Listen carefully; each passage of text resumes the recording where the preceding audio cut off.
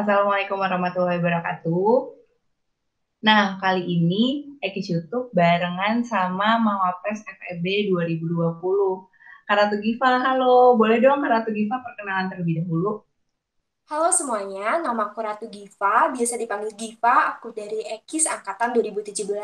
Dan pada tahun ini aku berkesempatan untuk mewakili FEB pada ajang mahasiswa berprestasi. Salam kenal semuanya.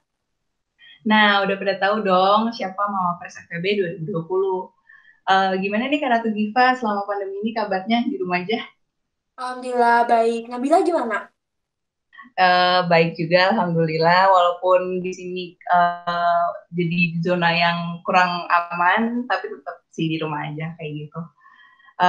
Kak, gimana sih perasaannya jadi mawapres? Mau tahu nih. Oke, jadi pasti ya bersyukur karena for the first time Mawapres FEB itu dari prodi kita, Ekis. Tapi di satu sisi juga I know it's a huge responsibility, therefore I felt under pressure before. Wah, berarti seru tapi di bawah tekanan juga tuh ya. Hmm, Kalau betul. kesibukannya selama mawapres tuh apa aja sih, Kak? Eh, Gimana? Kesibukannya selama jadi mawapres.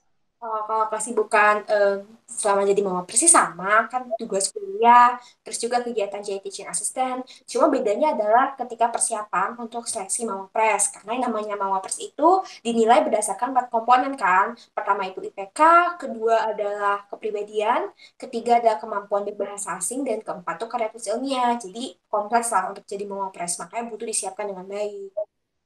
Tuh buat teman-teman yang mau jadi next mawapres bisa tuh dicatat poin yang tadi udah disebutin sama Kak Ratifa.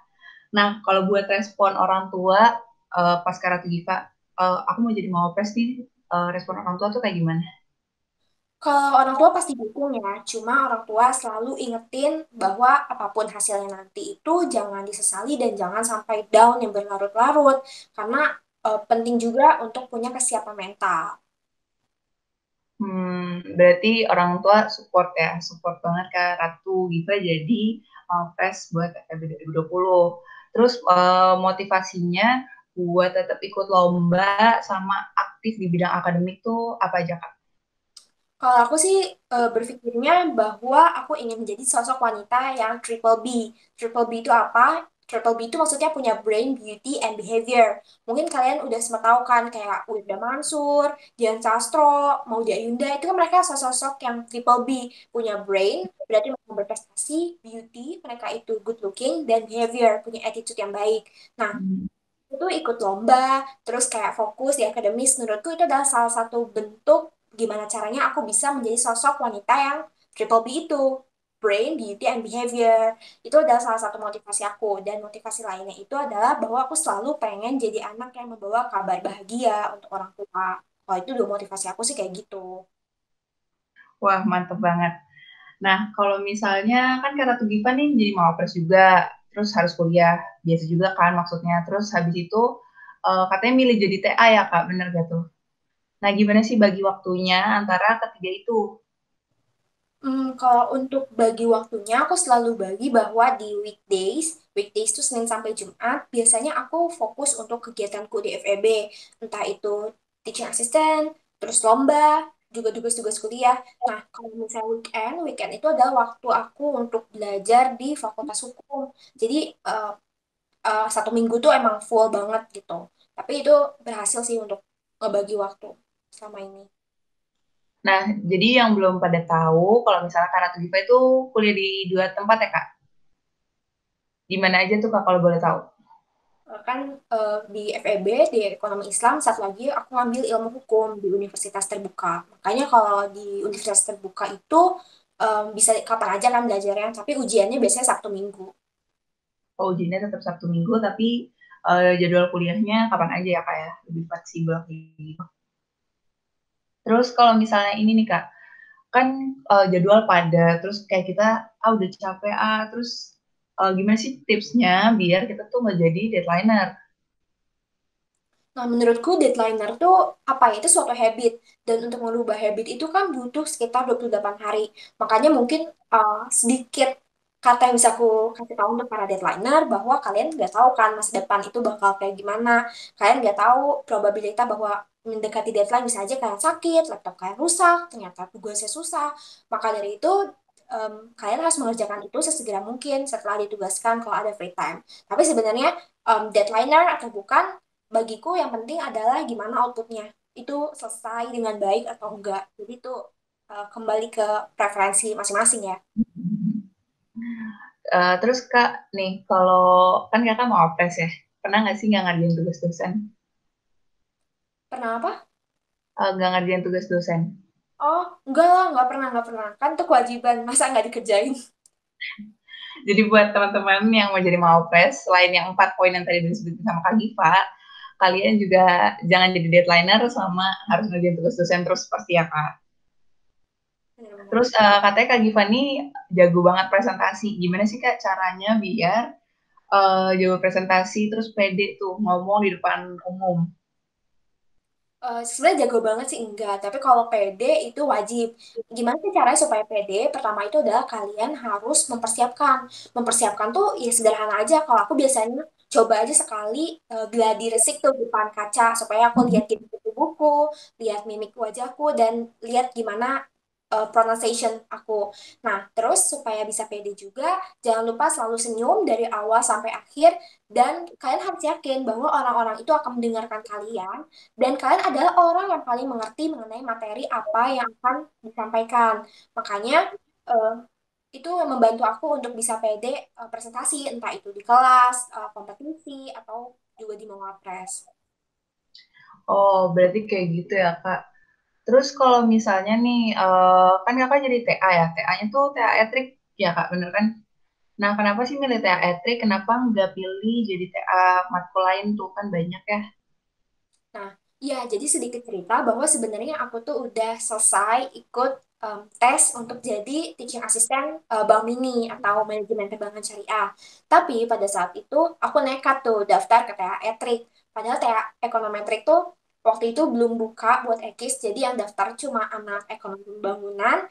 Dan aku sebenarnya tahu bahwa probabilitas aku keterima itu kecil di TA Etrik. Cuma aku di situ risk taker aja, aku ngambil TA Etrik dan ngundurin diri dari seleksi yang teaching assistant MPS dan alhamdulillah keterima. Kenapa sih ekonometrik? Karena aku emang merasa menjadi versi terbaik dari diriku ketika ngajar ekonometrik. Walaupun aku tahu ekonometrik itu ya sulit dan aku pun masih banyak belajar sampai saat ini, tapi aku merasa ekonometrik itu bermanfaat untuk aku ke depannya.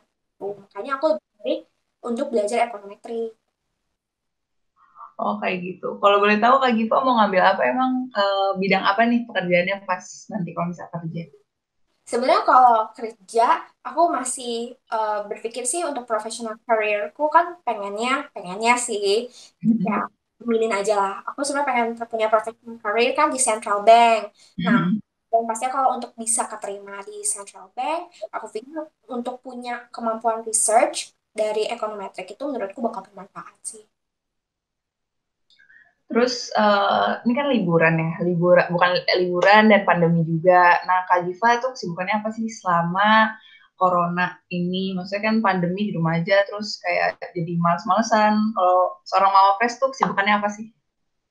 Sebenarnya kalau aku selalu pengen produktif sih. Jadi selama liburan ini aku workout karena kebetulan aku lagi pengen ikut Ikutin suatu. guys, workout ya guys.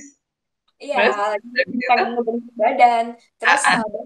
baca buku, baca bukunya judulnya The Miracle of Mindfulness. Dan aku lagi mau ikut kompetisi juga, lagi nyiapin, mohon doanya. Dan aku juga lagi nyelesain skripsi dan lagi translating artikel untuk dipublish di jurnal. Insya Allah sih, doain. Dan kesibukan-kesibukan lainnya apa ya?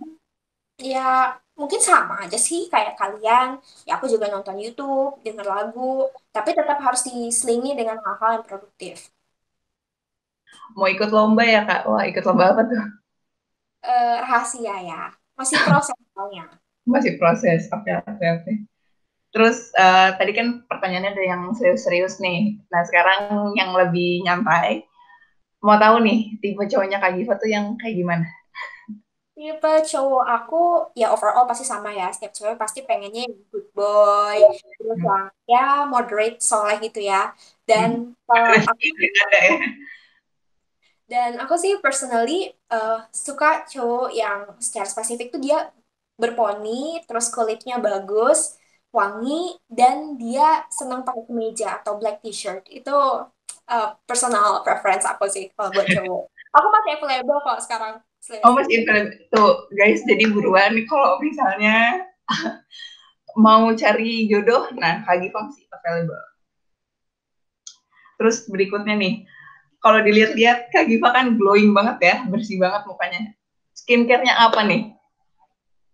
Skincare. Kalau skincare, pakai Korean skincare ya. Kalau aku ya sih kayak facial foam, terus pakai exfoliating toner, hmm, hydrating toner, pakai serum, dan kalau pagi selalu pakai sunblock, pakai sunscreen.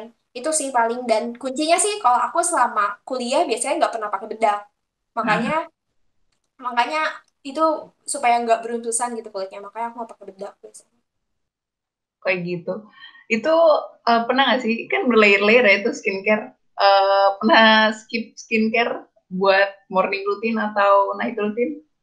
Enggak. Itu tuh udah kayak kebutuhan secapek apapun aku bakal pakai berlayer-layer skincare itu. Waduh, rajin banget guys. Jadi udah mau press, cantik pula, udah masih available lagi ya, dicatat. Nah, yang terakhir banget, mimpi terbesar Kak Diva tuh apa? Eh, Mungkin yang nonton tolong diaminin aja karena semoga doa baiknya juga baik balik ke kalian kan. Kalau mimpi terbesar aku awalnya sih aku pengen sekedar punya professional career di Central Bank, tapi semakin kesini aku berpikir bahwa buat apa kalau misalnya pintar tapi cuma buat diri sendiri, banyak achievement tapi buat diri sendiri, atau kayak kalau kalian punya jabatan tinggi di organisasi tapi buat diri sendiri gitu, nggak ada social impact ke masyarakat, nggak ada manfaat ke masyarakatnya. Makanya aku mulai kepikiran akhir-akhir ini kayaknya aku pengen deh punya mimpi untuk membangun suatu social business supaya aku memberikan manfaat ke masyarakat.